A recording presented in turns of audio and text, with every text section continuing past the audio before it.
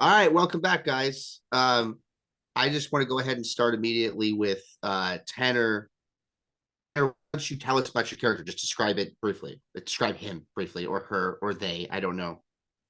Well, my name is Chester Hunt. I work for the local publishing company out here, and my job is to read books that are submitted, and I give my proper feedback and evaluations on these books. And then those books go back to the publisher and the author, and then they rewrite them and send them back to me. And I can tell you that in high school, I was voted most intelligent, and I'm very proud of that. I'm also very educated, and I read every day for at least 4 hours, not including the stuff I have to read for my job. Wow, that's pretty cool, man. That's pretty impressive. All right.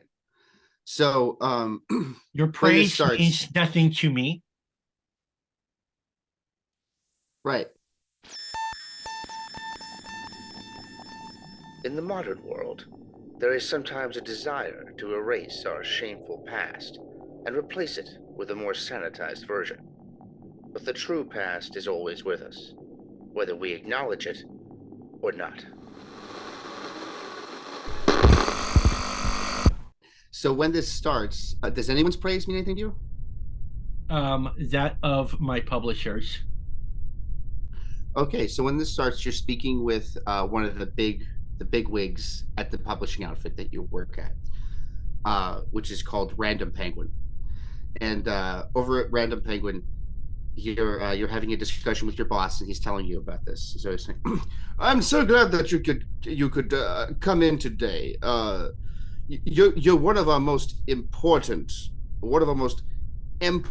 employees. I can't say that enough, frankly. I have to say, I don't accept praise from a lot of people, but I do from you, sir. Thank you very much. I appreciate to hear Oh that. well, I'm glad that you do, Lester, because what you do for the company is unparalleled.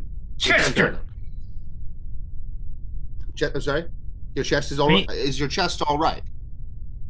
sir, I tell you this every day. My name is Chester, but I understand it seems to be a running joke with you that my name is Lester, but it's Ah, not. My name is.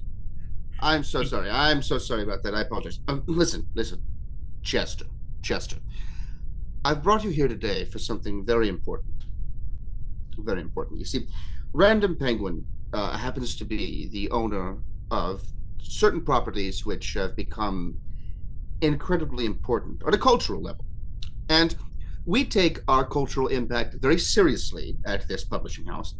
And that's why we've called you in today to take a look at something. You see, we happen to be the owners of a particular novel. It's a popular horror novel, not really with people recently, but if you go to a college or something, you may have heard of it. It's called The Blood of a Writer by Edward Dorith. Now, I may have read it once or perused it. would you like to roll history to see if you remember anything? I say 72. Excellent. And your history is 75. So yes. So you're like you think about it for a little bit, and you kind of remember that this is famous, like kind of gothic horror, a little bit like Edgar Allan Poe sort of a thing, and that you never read it, but you remember hearing that it was offensive. Hmm. Ah, yes. I Yes. wanted to read it alongside my Sulk and my Dishad. Yes. Well, the author is, as I'm sure you're aware, somewhat problematic. And so we think that someone like you, with a more modern sensibility, should take a look at it, and so that we can maybe edit it for modern audiences. You understand my meaning? Hmm. So, uh, I am going to allow you access to our archives. We're going to let you take a look at the original manuscript. Go ahead and take your Woo-hoo. laptop with you. And I just want you to read it through. And when you find a passage that you think shouldn't be in a modern text, just alter it. Not the original text, of course, but on your computer. Just make a version that you think would be best, and we'll take a look at it everything when you're done. Ooh, I actually get to actively censor an old naughty work? Yeah, I don't know if naughty's the word for it, but well, the author is he's pretty controversial. He said All nice right. things about Hitler. Oh, well, That's not even like the main thing he's controversial for. But anyway, yes. So glad that you're on this, Chester. And we're going to go ahead and send you over there right now to the archives. You ready? thank you. Yes. Excellent. So this guy leads you into this room, and it's like an archive. Clearly, all the manuscripts are inside of these binded folders. And when he leads you in there, you can immediately tell this stuff is really old. It's good kind of smell to it, but the room is not like really perfect air temperature, or like sorry, air, like where it's just like perfectly mid level. It's not like too hot, too cold, and you're like, okay, this has been done for the books. And he finds you a table, he sits you down, and you've got your laptop out, and he brings you out the manuscript, and you can immediately tell this thing is really old. It's from 1905, so you gotta be very careful with it. And he places it on the table. Um, please be very careful. He opens it for you, the cover, and please only touch this to move the pages. Thank you. I'll be back in an hour. No, no, please just go. Leave me. I don't need any distractions while I'm doing my work. Thank you. Certainly. Yes. And he walks out. So you can see it, right there on the cover. It's The Blood of a Writer by Edwin Dorth. The guy earlier said Edward Dorth, and you realize he didn't even know the guy's name. Amateur mistake. He's always forgetting names. I am going to roll spot hidden to see if I can notice any anything on the manuscript. Oh, okay. You're praising it kind of, but like go ahead and do spot hidden. 32. So you can tell that it's been taken care of immaculately. It's hardly aged since the day it was written. The only thing is that the color of the paper is a little dark, and the ink is like a dark red. So you can tell like it has aged somewhat, but it's in a remarkable condition. Can I roll history to see if I can recall anything that I've read about this particular manuscript? Yeah, go ahead, roll. 81. So unfortunately, you don't know that much about this text. You just know that it's controversial. So you're probably going to have to read it to find out. All right, I'm gonna start from the beginning and start reading. So the book begins, and immediately it's the account of this guy's life and how he got into occultism. And after like a couple of sentences, it says, continuing to read this book will count as a kind of consent to being part of my ritual. Understand that if you proceed, this is consent. And you can tell it's kind of Aleister Crowley called. So yeah, you're like, okay, this is obviously done for tone or whatever, and you keep going, and he tells his story. Long did I try and attempt to know everything that I could know about the world. I searched everywhere, and I looked under things no man should look under. I decided eventually. I take out my red pen, and immediately I add an arrow under no man, and I said, or woman, or any other type of person. And I keep reading. You actually write that on the text? I'm supposed to be evaluating it and making it modern. So yes. But you got a laptop, but okay. Okay. I guess you're right. I don't want to get in trouble. No, no, I mean like if you want to do it, you did it, I guess. So you and okay, yeah. So you're changing that. I know better than this author in his day and age. So you're just going to change that to right, to basically be inclusive of other everybody. People? Yes. Okay. Would you like to write? Would you like to roll arts and craft or literature for this? I know you created the literature skill for yourself. Yes. Under art. 25. Excellent. So yeah, you word it perfectly so that no one in your group, like in you, who thinks the way you do, nobody of them would be offended by the way you've worded it now. And I continue reading.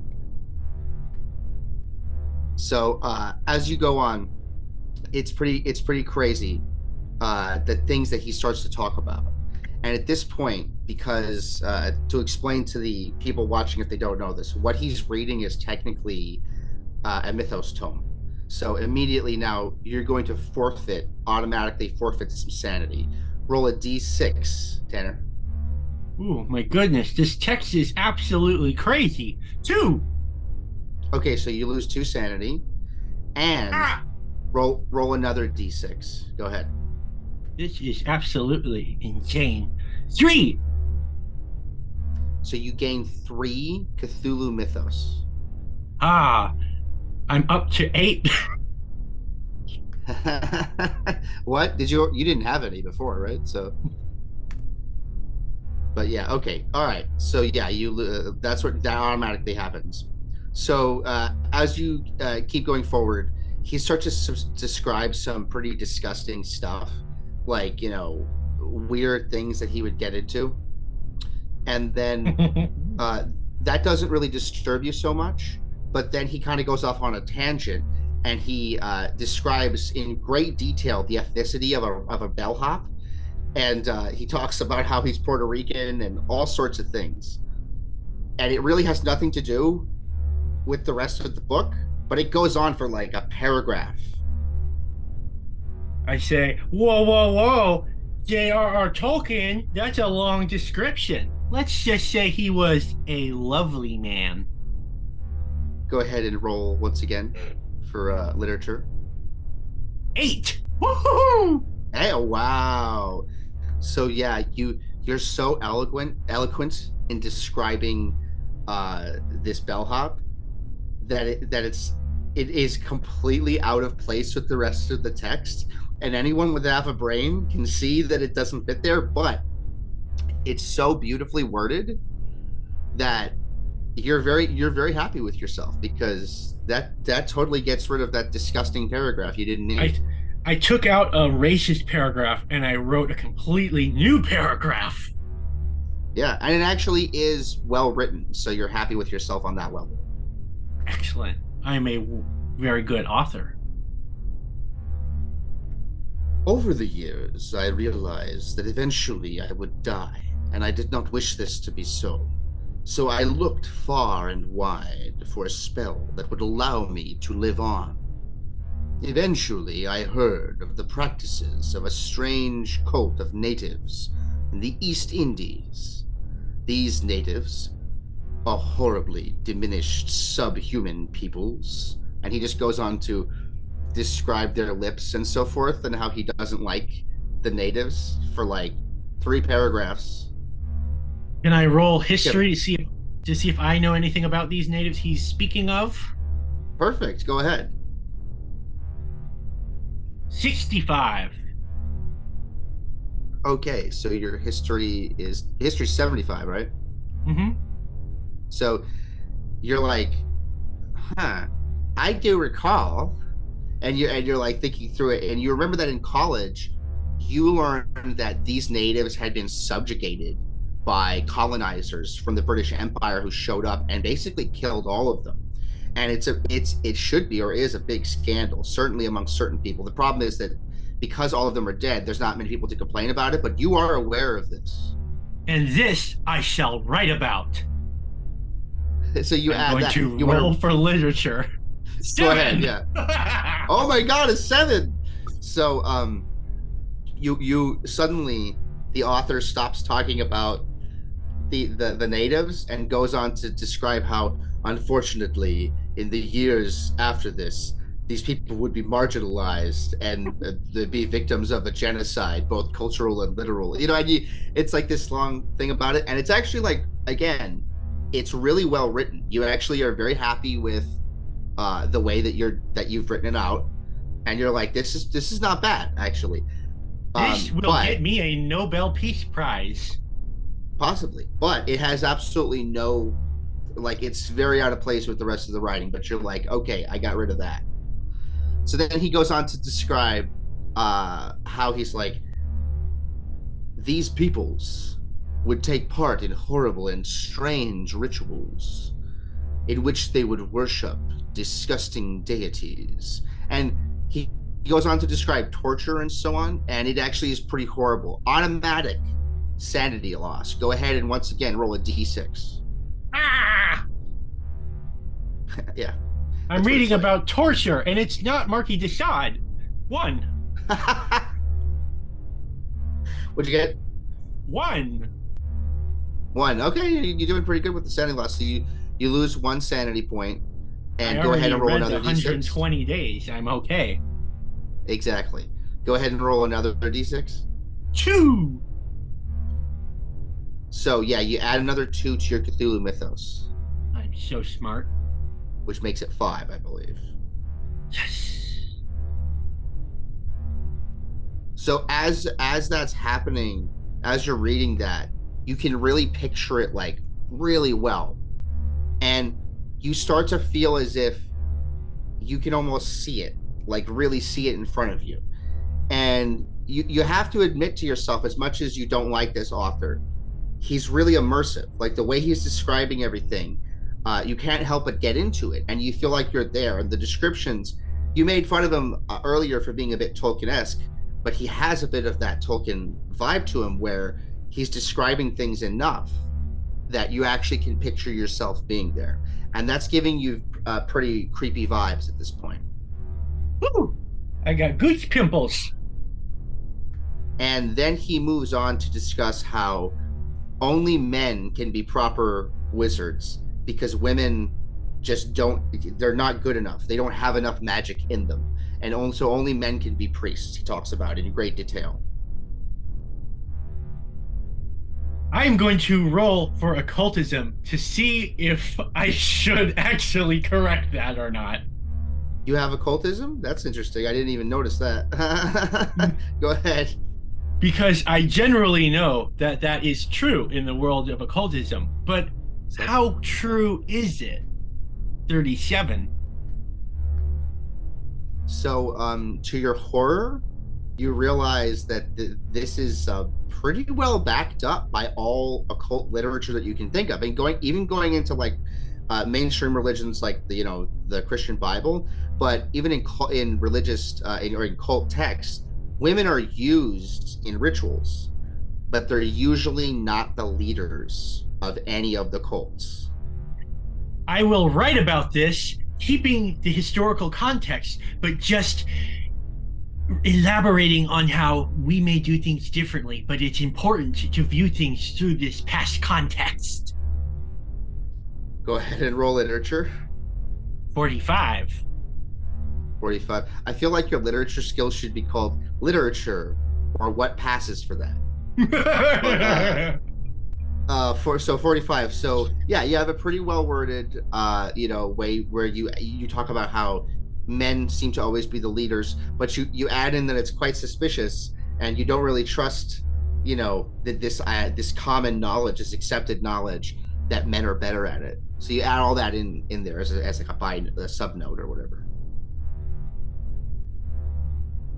So after that, the author goes on to say how he finally tracked down this island that had these natives on it, and he found the secrets that he wanted to. It was after much searching that eventually I came upon the secret of living forever. It was then that the natives, those disgusting people, came after me, but I escaped the island and boarded my own vessel back to Europe. Unfortunately, upon arriving there, I was chased by the mud people. And he goes on to describe how horrifying it was to know that at any moment, one of these mud people could just show up when he's eating at a fine restaurant and ruin his meal.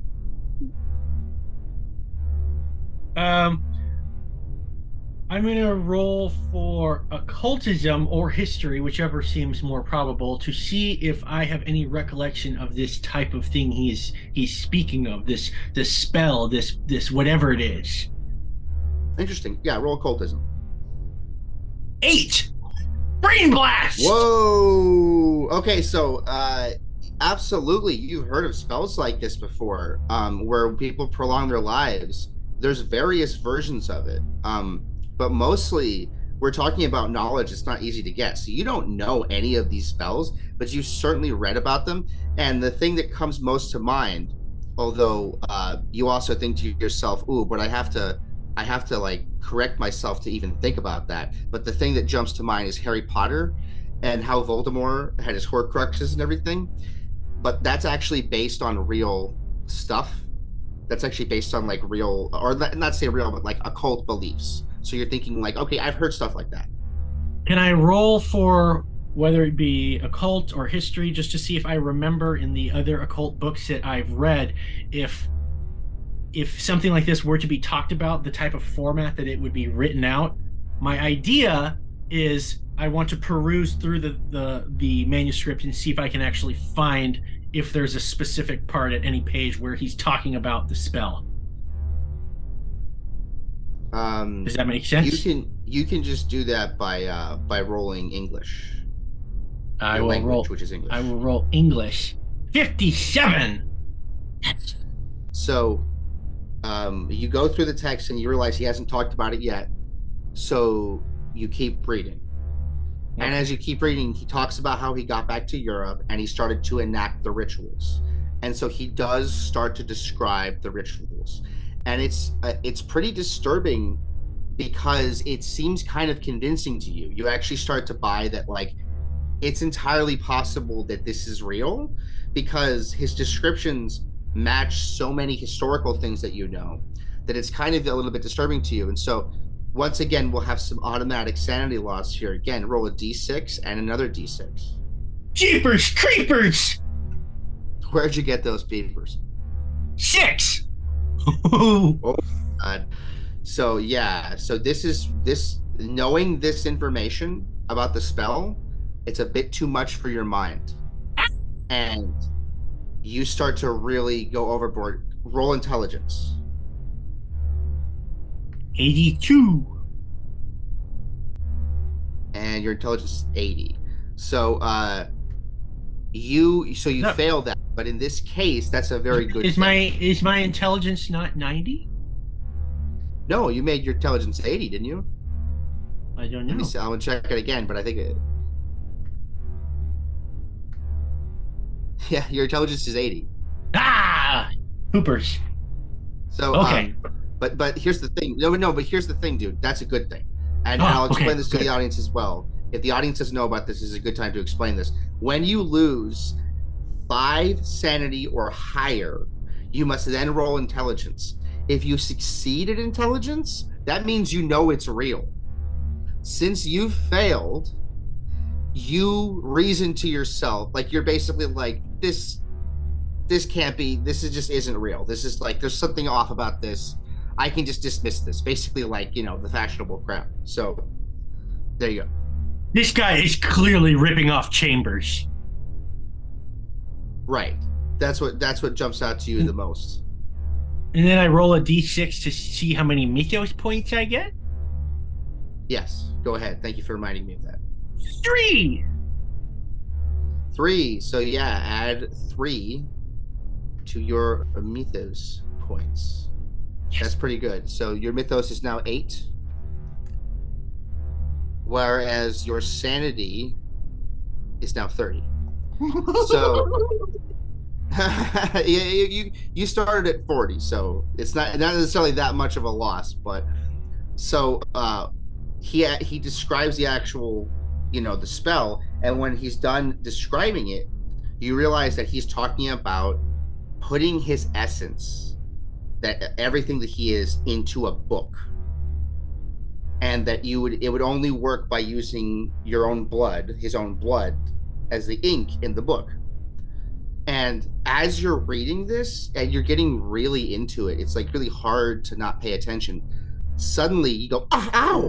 And you realize that you just cut yourself on a page.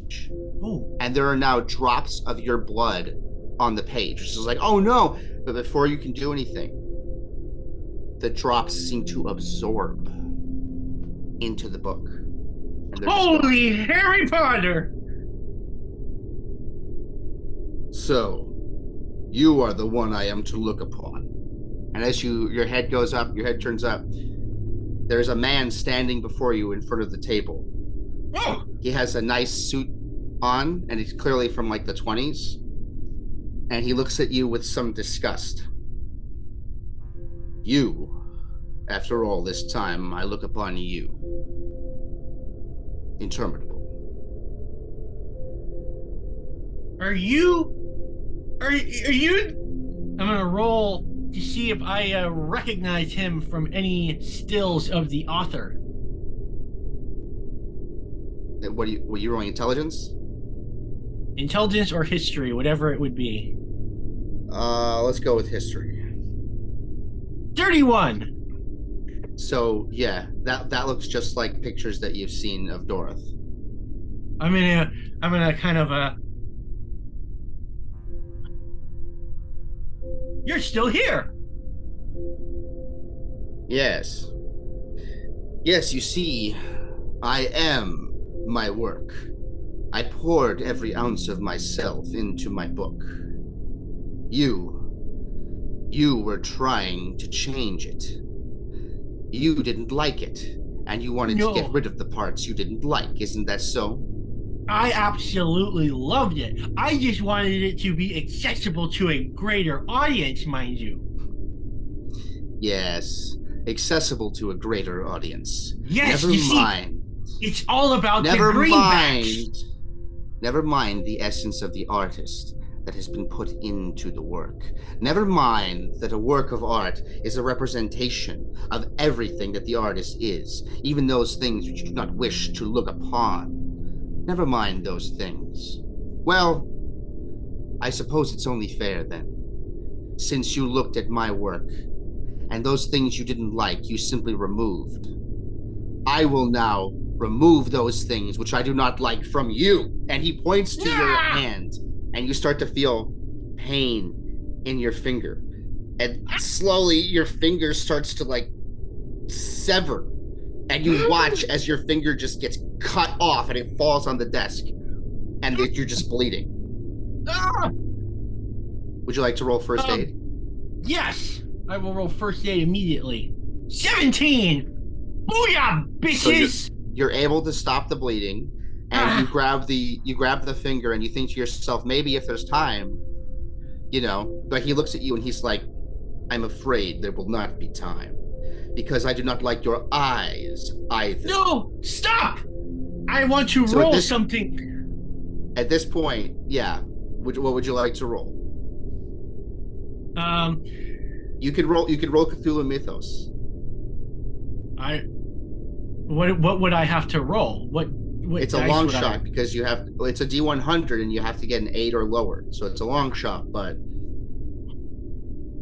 I will try and roll occultism first. I want to see if, based on my knowledge of occultism, if the manuscript and his work is the key to his immortality. I want to know if the way to undo it is either for me to destroy the work or for me to destroy my modifications of the work. Yeah, okay, roll occult.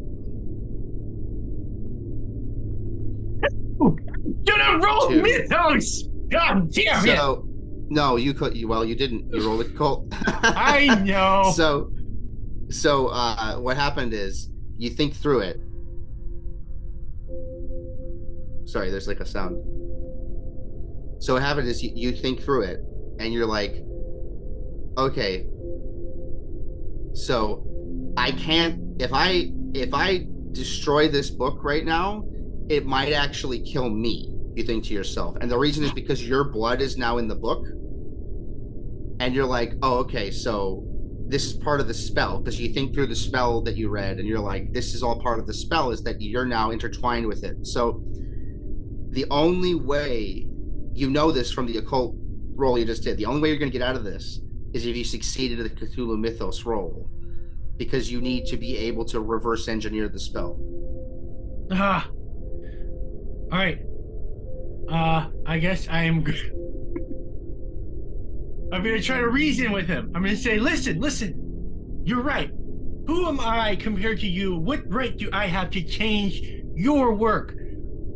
Here, I am going to delete all the changes I made, and I am going to give it a perfect bill of health, so to speak. I will say that it is perfect just the way it is, all the hate included. You used a red marker on my manuscript. That wasn't me. A red marker on my manuscript. I will roll persuade and prove him otherwise.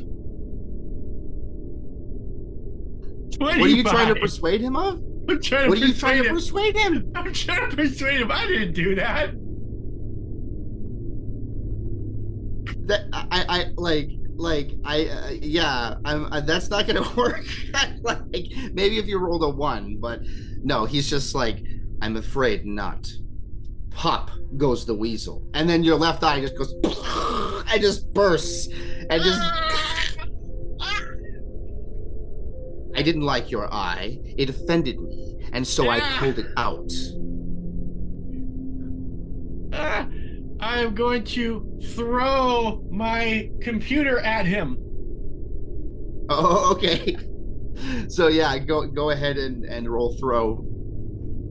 49. Shit, that was expensive. So you basically just tossed your computer on the floor.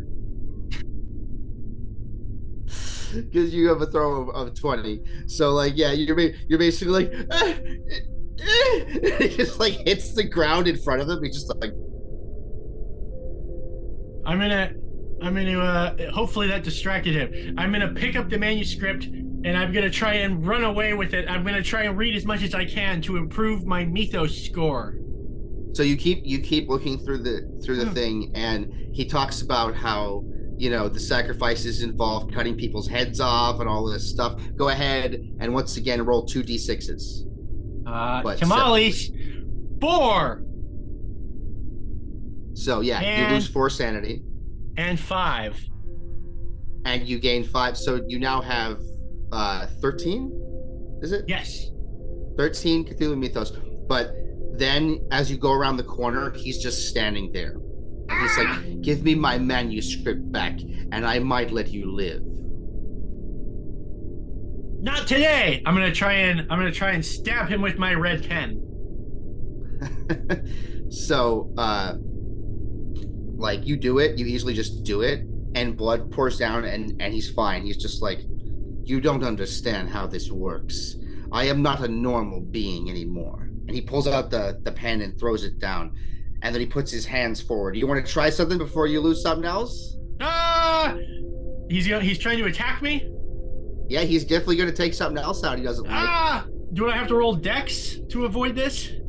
No, you have to try either Cthulhu Mythos or something. You have to figure something out. It's closing in. Time's closing out. I'll roll Cthulhu Mythos. Go ahead. 28. So you're not quite there, but you're like, okay, I kind of almost got it. Would you like to try with this spell even though you don't have all the information, or would you like to try to keep going and somehow get more? You know, it's up to you, because this guy is definitely going to kill you soon. Like he's not gonna. He doesn't like you. I'll put it like that. I will roll whatever I need to in order to find in the book the specific passage where he's talking about it, where I can gain the most knowledge. I will Probably. allow you to roll. I will allow you to roll English, like language for that right now. But listen, you can't do this over and over again. This is the last time you're going to get to do this. Okay. Right now? Go ahead. 62. Yes. So that is a success. So you look through it more, and it's like, okay, you learn some more stuff. Go ahead.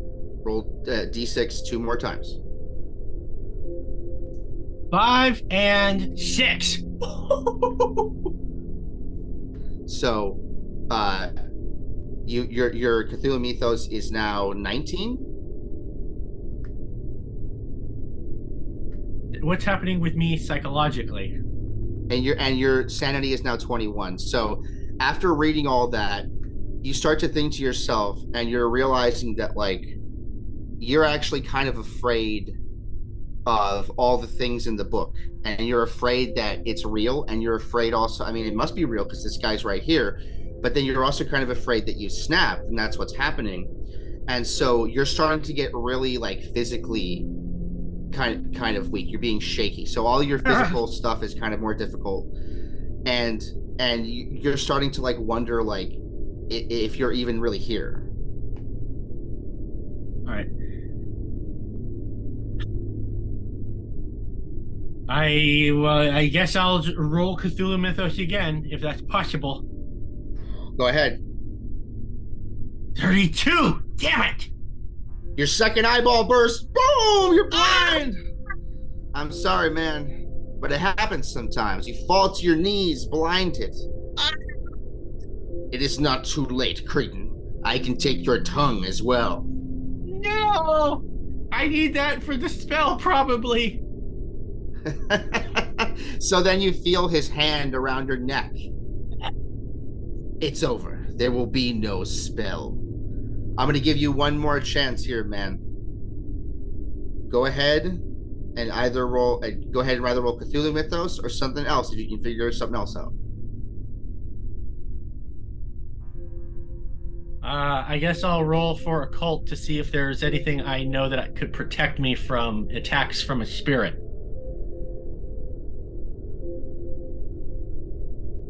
Is that possible?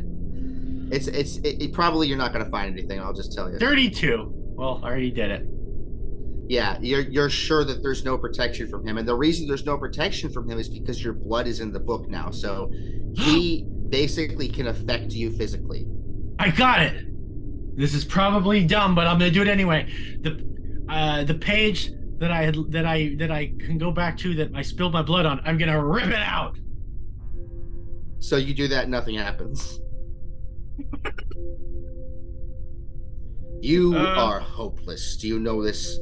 You thought that you knew better than me because you came from another time in the future, but nothing has changed. Nothing.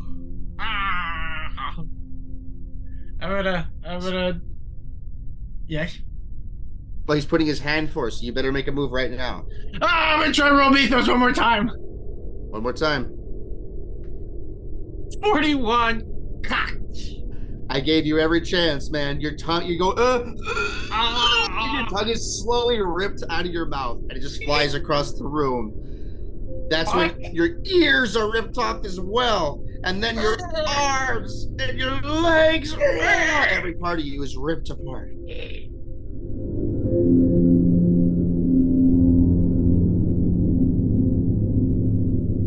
When they find you, they realize, oh no. Well, we're gonna have to get another sensitivity reader. It happened to this one too. All right, and we're just gonna end it there, I guess. Wow. But you're happy right now? Oh yeah, that was good. I mean, I would be happier if I had beaten it, but I'm fine. Well, yeah, but I kept letting you re-roll, and I was hoping it would get like a 1 or something because it was happening before in other things. But I was just like, this needs to be he either gets a really good role or he's dead. Like it needs to be like that. Yeah, Because, what was really funny was you first were like, well, you can roll, but you got to get a really good thing. And I was like, I'll roll for this instead. And then I got a 2. yes, it be like that sometimes.